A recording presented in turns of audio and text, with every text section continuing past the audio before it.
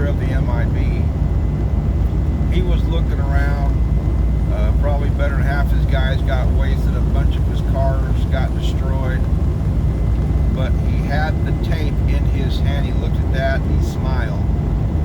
To where, basically, as far as he was concerned, yeah, they might have got away, but we got the evidence. And that was the whole gist of the movie. Get the evidence. Well, the reason I made those is because many years ago, back in either 04 or 05, when I used to do cross-country trucking. Now I just do local. But back then, I used to go out west quite a bit. I used to go out to California, and we used to go through New Mexico desert, Arizona desert. Every once in a while, we'd go through Nevada. And I used to carry these little throwaway cameras. You know, just kind of like point and shoot, no focus or anything like that. And a lot of times I'd take pictures of stuff, and sometimes I wouldn't take any pictures at all. I might go 2-3 weeks and not take a picture. But I would get to the end, and I had this box that for a home photo print film, this box is about yay wide, square, and about yay tall. And anyway, I just put them in there. Well, one day I was going out through the Nevada desert on Highway 50, and I saw something kind of strange out there. And of course, we know what a tornado looks like, and most of us have seen dust devils, smaller version. But what I saw was a little bit different. Instead of like a funnel cloud, these things were a column cloud, spun just like a twister, except they were columns. And these were, I would say, maybe 500-600 feet up in the air. And I thought that was kind of strange. I saw 3 of them just slowly moving across the desert. Well, there was nobody on the road except me, so I either slowed down or stopped, rolled down my window, and I took some pictures. I thought that was kind of interesting, because it was kind of strange. And well, and then I started thinking, wait a minute, that's what somebody was talking about. Because I was talking to somebody one day, and they told me that some of the things they test out at Dreamland, Groom Lake, there's some of these aircraft that fly in the clouds, not above the clouds, not below the clouds, but they fly in the clouds. Just like in the 1996 movie Independence Day, where that off-world craft was coming in, and they saw, what's going on with that cloud? You know, people couldn't figure out what's going on with that cloud. The closer it got to Earth, really just, you know, not too far above, all of a sudden this thing comes through the cloud. You can see what it really was. And I was told they actually have craft like that. The difference is that the exhaust doesn't come out the back, the exhaust comes out the bottom, like a whirlwind, like a tornado without the funnel. Is just a column, a twister column that drops out the bottom. And I was told that if you see a column twister going across the desert or whatever, there's something flying in the clouds. And I'm thinking, okay, that's what somebody was telling me. And anyway, I took those pictures and forgot about them. And back in those days, I was gone all the time. I really didn't have a whole lot of enthusiasm as far as trying to get pictures always and get developed, because I always had half a dozen rolls of film that I had on hand. And I would get through one, and okay, this was empty. I just toss it in the box and I break out another one.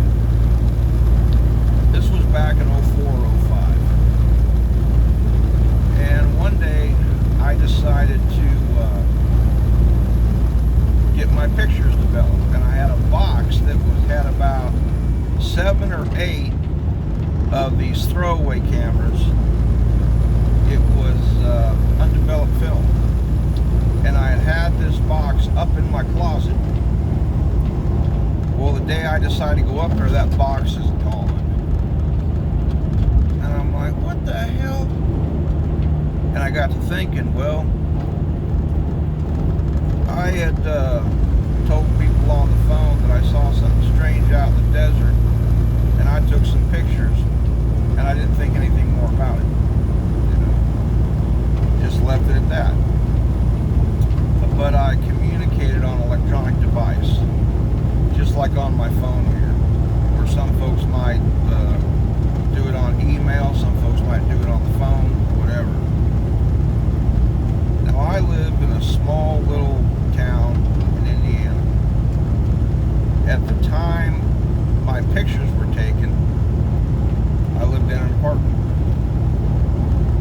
And you figure, when I originally took the pictures, I lived down by the river, Ohio River, down lower Indiana. And so you figure, boy, somebody was really interested. Now, when I discovered my pictures missing, my apartment hadn't been turned upside down. Nothing was out of place. It's just that box of pictures were gone.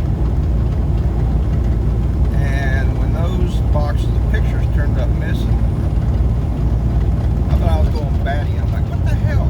I've had these rolls of film all this time and now they're gone. Well, something else I said on the phone when I was telling people this box of pictures disappeared. I said, I had a friend of mine, a very close friend of mine, and she passed away due to smoke-related illness. A lady named Dawn. And I had taken some pictures of her, maybe a year or so before she passed on. And so anyway, I was talking on the phone, and I had mentioned this, that I said, I don't really care about all those other pictures. I just wish they hadn't taken the film because they had pictures, undeveloped pictures of my friend Dawn that passed on. Those are the only ones I cared about. Well, one day I go into my bedroom, and there's a roll of film sitting on the dresser. I'm like, what the heck? I went down and got a development. There they were. Those were the pictures of my friend Dawn. I'm thinking, damn. Because this incident happened several years after I had taken those pictures of whatever it was out in the desert. Those columns of twisters. And so then several years later, then they traced me down, and they didn't know which roll of film had the pictures on it of those twisters out there, so they just took the whole box. And I guess they kept listing because they brought the one roll of film back. And so basically what I was trying to say was,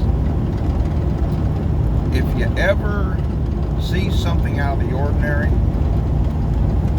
and you imagine to get it on film, get it on video, get your pictures developed, make multiple copies, hide them in various locations, and if you're going to tell somebody you have this, don't say it over any electronic device like the phone, like your computer, anything.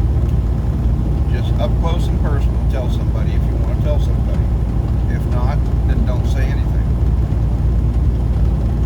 Because you never know who's listening, and they might turn your house upside down trying to get that pictures or videos. And just like was demonstrated in that movie, it was showing the lengths that these silencers will go, the lengths they will go to get the evidence.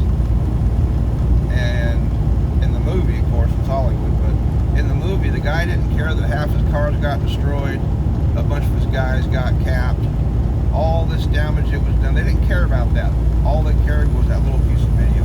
They wanted the evidence. Now, as far as those pictures I took, I never got them developed. So I don't know what was on there. But all they know is I took some pictures. So they didn't know what was on there either. And anyway, I wanted to put this out there. Something else happened around the same time frame when I lived at that little apartment and my pictures disappeared. I don't know a whole lot about birds, but it was this was back in maybe 2011, 2012. It was wintertime here in Indiana. It was pretty chilly outside, and it was in the middle of the night, maybe 10, 11 o'clock at night, maybe later, and it was probably down in the 20s. It was pretty chilly out. And I stepped out on the patio to get something out of the patio closet, and something caught my eye, and I turned around, and there was what appeared to be a hummingbird. Its body was about the same roundness as, say, a paper towel roll. The body was about this round, and its beak was about this long, but it wasn't pointed like a normal hummingbird's. It was like a little wider at the end.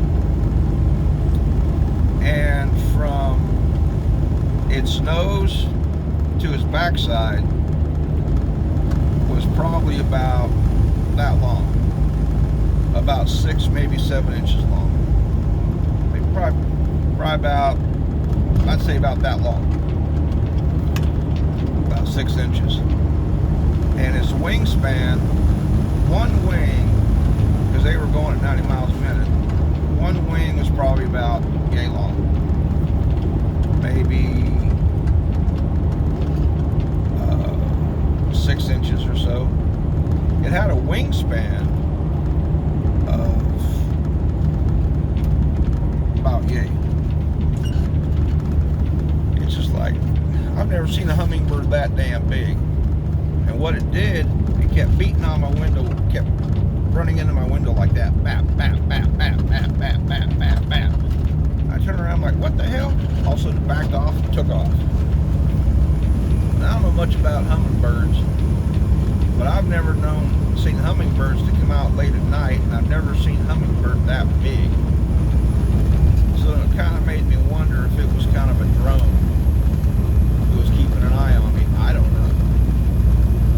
That was the one and only time I ever saw any hummingbird out at night, and one that had a body that was about that big around. So anyway, I'm gonna end this video because I'm fixing to get on the loop here in Indianapolis. But anyway, the main message is, if you ever take pictures or video of something, don't tell anybody over any electronic communication device. No text, no phone, no email. Just keep hush about it until you get your film developed. Get multiples if you can. Hide them in strategic places. And then you tell somebody you got some pictures you want to show them. If those get stolen, you got others that only you know where they're at. But anyway, that was the whole message of last night's videos. This just shows the length that some of these individuals will go to get visual evidence of something that officially doesn't exist. Just like when they tracked me down and waited for the right minute so they could come in and go to and get my pictures and leave the house untouched. So they had to know when folks were home, when folks were not home, because they didn't want me to know whoever they were. They did not want me to know that they wanted these pictures. They kept low about it. So, anyway, I'll talk to you all again. Is there at the mic